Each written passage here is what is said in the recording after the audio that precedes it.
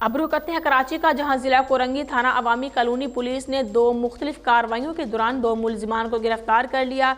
मजीद इसी हवाले से जानते हैं जावेद महमूद से। सब इंस्पेक्टर जमाल लगारी साहब ने पुलिस पार्टी के हमरा खुफिया इत्तला पर छापे के दौरान पहली कार्रवाई करते हुए गुटखा मावा फरोश मुलजिम को गिरफ्तार कर लिया।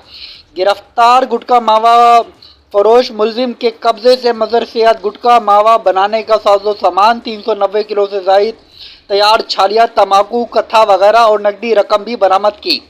गिरफ्तार गुटखा मावा फरोश मुलजिम की शनाख्त बिलाल वल्द सुलेमान के नाम से हुई और दूसरी कार्रवाई करते हुए स्नैप चेकिंग के दौरान स्ट्रीट क्राइम व डकैती की वारदातों में मुलविस डकैत रुकनी गिरोह के एक कारिंदा गिरफ्तार किया है।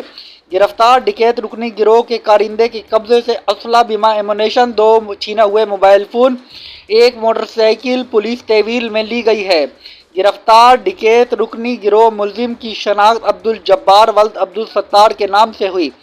गिरफ्तार मुलजिम पेशावर मुजरिम है। स्ट्रीट क्राइम व डकैती और मावा सप्लाई के दीगर मुकदमात में गिरफ्तार होकर जेल जा चुके हैं। Report Javed Mahmood Arain, district reporter, Red News, Karachi.